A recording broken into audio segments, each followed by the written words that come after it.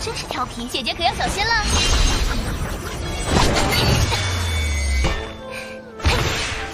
剑气刃，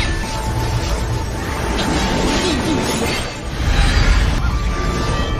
结印剑气印。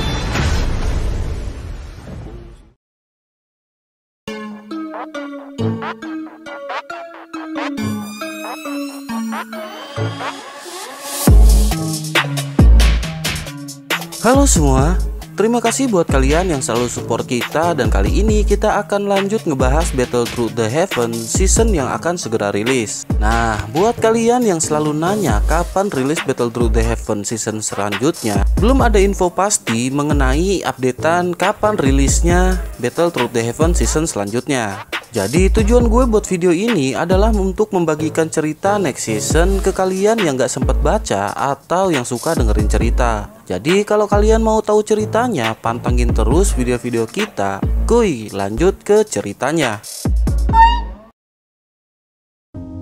Chapter berikutnya adalah bercerita tentang Xiaoyan yang mampir ke Black Corner Region, wilayah khusus yang dibangun di luar Akademi Jianan karena adanya kekacauan.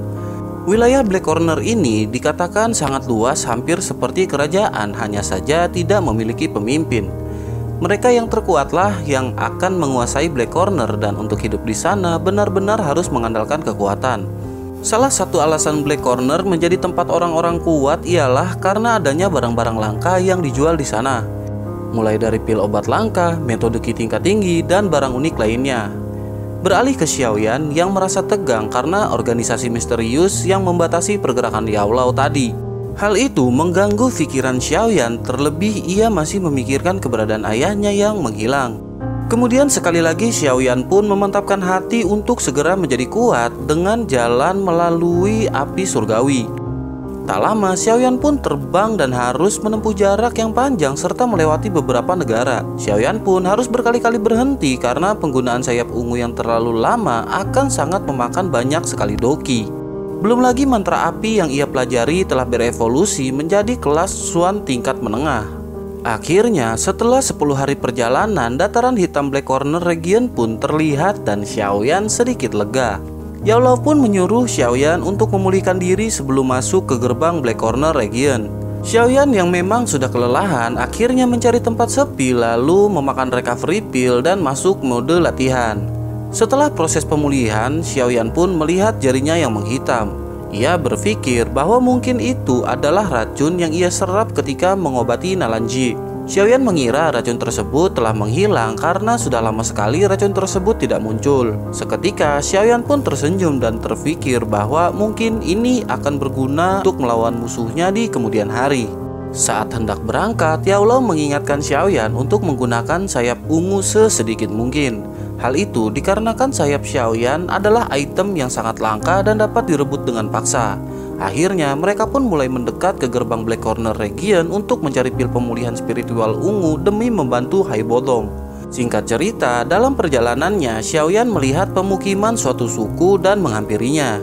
Saat sudah dekat, Xiaoyan pun mundur karena tiba-tiba panah melesat ke arahnya. Kemudian seseorang melompat pagar dan meneriaki Xiaoyan dengan kata-kata pemula. Pria itu lanjut berkata bahwa bahkan Xiaoyan tidak mengetahui adanya aturan harus membayar 500 koin emas 100 meter sebelum masuk pagar. Xiaoyan yang merasa aneh dengan peraturan tersebut pun mengalah dan memberikan 500 koin emas kepadanya. Si pria itu pun berteriak untuk dibukakan gerbang dan mempersilahkan Xiaoyan untuk masuk. Tak lama, Xiaoyan dicegat beberapa pemuda yang berlaga akan mengajarinya yang seorang pemula di Black Corner. Suara tawa pun terdengar dari belakang dan Xiaoyan segera menoleh. Ternyata pria tadi kembali menodongkan panah dan meminta semua uang serta barang milik Xiaoyan. Seketika Xiaoyan pun menyadari bahwa inilah awal baginya di Black Corner yang penuh dengan kekacauan. Xiaoyan pun segera menarik pedangnya dan tanpa basa-basi beberapa pemuda yang mencegat langsung menyerang. Semuanya dapat dikalahkan dan terlempar menyisakan pria penjaga gerbang. Segera Xiaoyan pun melesat dan memukul si pria hingga memuntahkan darah. Xiaoyan yang tak berekspresi pun lanjut berjalan untuk membeli peta.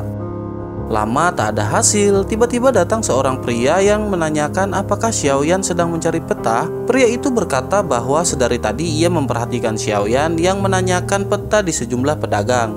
Xiaoyan pun mengangguk dan menanyakan berapakah harga peta tersebut, namun tak ada jawaban. Si pria malah berkata bahwa percuma jika Xiaoyan memiliki peta karena jalur di sana akan selalu berubah oleh Black Storm. Kemudian si pria memberi kesepakatan karena melihat Xiaoyan yang lumayan kuat. Si pria ingin Xiaoyan menjadi penjaga tentara bayarannya, dengan imbalan ia akan sampai ke dalam Black Corner.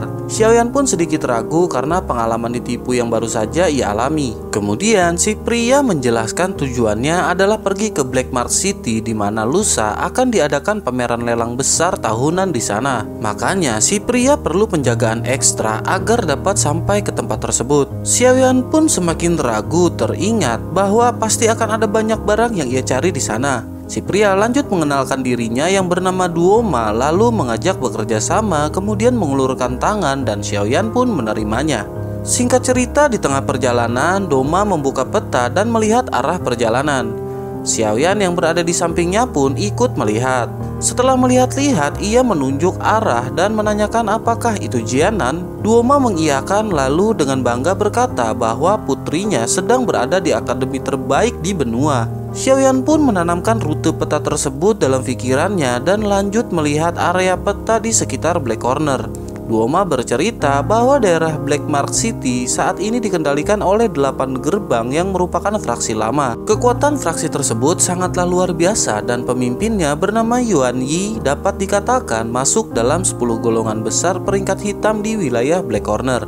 Lelang yang akan mereka datangi juga ternyata diselenggarakan oleh fraksi tersebut. Xiaoyan pun kebingungan mendengar istilah peringkat hitam, kemudian Doma menjelaskannya. Peringkat hitam tidak jauh berbeda dengan peringkat orang kuat di negara-negara lain. Hanya saja persaingannya lebih mengerikan karena dalam waktu 2 tahun posisi 3 terbawah sudah tersingkir oleh orang-orang kelas Douang. Xiaoyan terkejut dan berpikir bahwa di Jiame saja perlu waktu 10 tahun untuk adanya rotasi orang terkuat. Kemudian Xiaoyan bertanya siapakah orang yang menduduki peringkat pertama dan bagaimana kekuatannya. Duoma menjelaskan tidak banyak orang yang melihat tingkat pertama dan kedua karena mereka sangat misterius. Namun di peringkat ketiga saja sudah memiliki kekuatan yang luar biasa. Dikatakan kekuatannya sudah berada di tingkat puncak Dohuang. Selain itu, ia sangat mahir dalam penyulingan obat dan bisa disebut sebagai yang terbaik di Black Corner serta diberi gelar Kaisar Pengobatan. Xiaoyan pun bertanya nama asli dari Kaisar Pengobatan kepada Duoma. Setelah sesaat mengingat, Duoma pun menyebut sebuah nama yakni Han Feng dan tiba-tiba jari Xiaoyan bergetar hebat. Xiaoyan pun menanyakan apa yang terjadi pada Yao Lao dalam hatinya, namun tak ada jawaban. Xiaoyan pun memutuskan untuk berhenti bertanya lebih lanjut kepada Duoma. Namun, Xiaoyan akan mengingat nama Han Feng yang sepertinya memiliki hubungan dengan Yao Lao. Tak lama setelah itu, Black Storm pun terlihat. Kemudian para prajurit menyuruhkan untuk bersiap dan jangan berkeliaran agar tidak tersesat. Kemudian Doma mengajak Xiaoyan membentuk formasi kereta barang melingkar untuk berlindung dari Black Storm.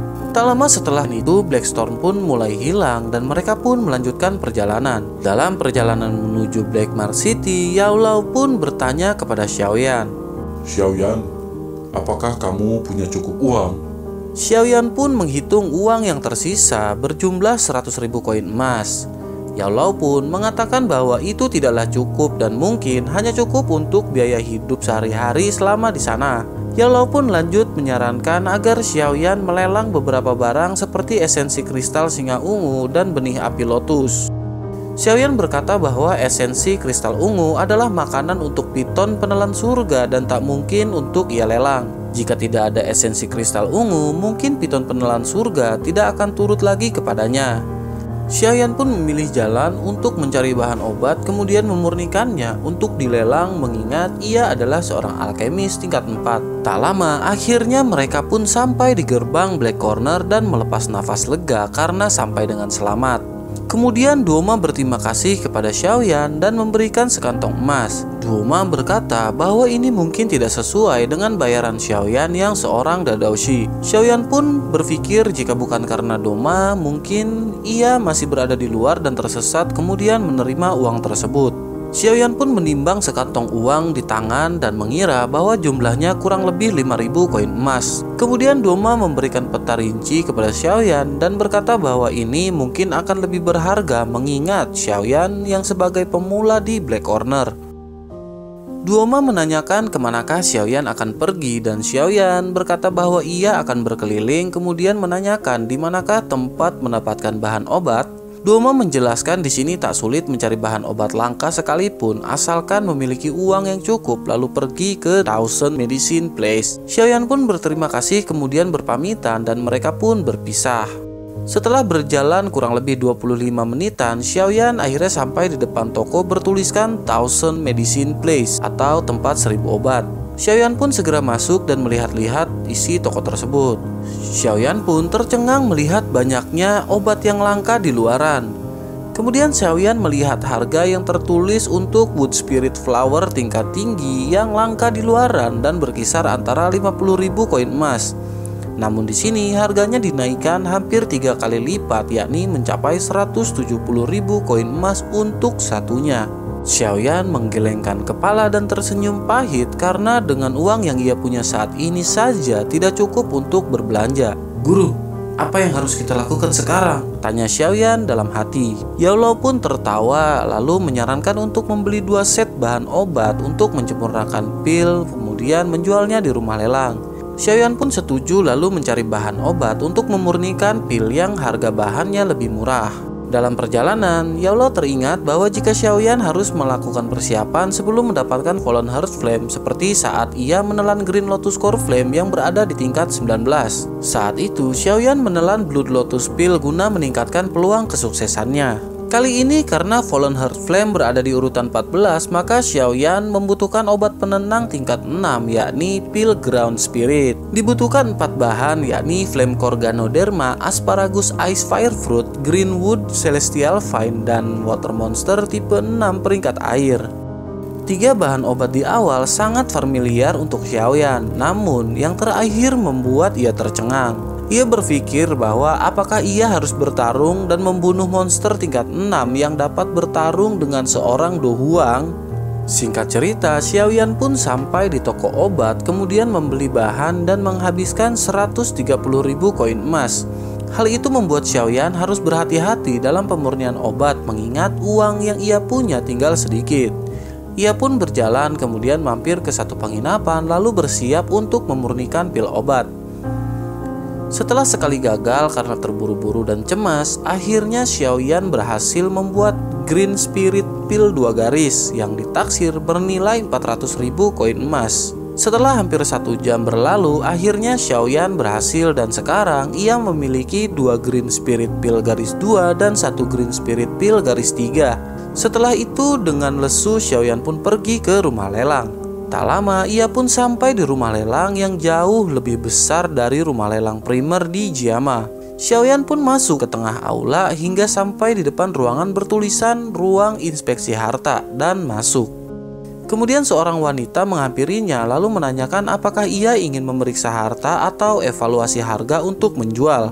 Xiaoyan pun memilih opsi yang terakhir kemudian diantar ke satu ruangan. Setelah sampai, pelayan pun berkata bahwa Xiaoyan bisa mengeluarkan harta yang akan ia lelang untuk dievaluasi oleh Grandmaster di dalam. Tanpa basa-basi busuk, Xiaoyan pun segera mengeluarkan 3 botol giok ke atas meja. Si pria lanjut menjelaskan bahwa pil tersebut akan dibuka dengan harga 300.000 koin emas dan jika beruntung akan ada penawaran tertinggi mencapai 500.000. Si pria lanjut mengatakan pil Green Spirit 3 garis akan dibuka dengan harga 700.000 koin emas.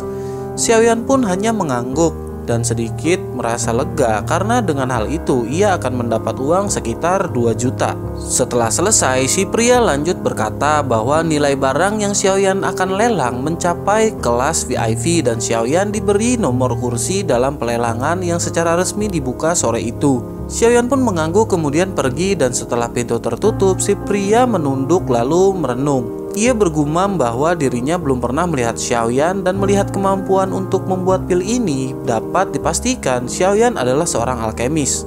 Selain itu, pasti kekuatannya juga tak diragukan lagi. Lalu si pria pergi dengan berkata bahwa mungkin pemimpin mereka akan tertarik dengan orang yang seperti itu. Di sisi lain, Xiaoyan hendak kembali ke penginapan dan di depan gerbang ia melihat segerombolan pria berjalan di karpet merah. Xiaoyan teringat kartu VIP kelas 2 yang ia dapat tadi, kemudian berjalan ke arah penjaga dan menyodorkan kartu tersebut. Xiaoyan pun dipersilakan masuk dan menuju sebuah terowongan gelap lalu berbelok dan sampai di ruang lelang yang jauh lebih besar. Nah, itulah Battle Through the Heaven chapter 383 sampai 390 versi novel. Terima kasih sudah menonton, terima kasih sudah support dan have a nice day.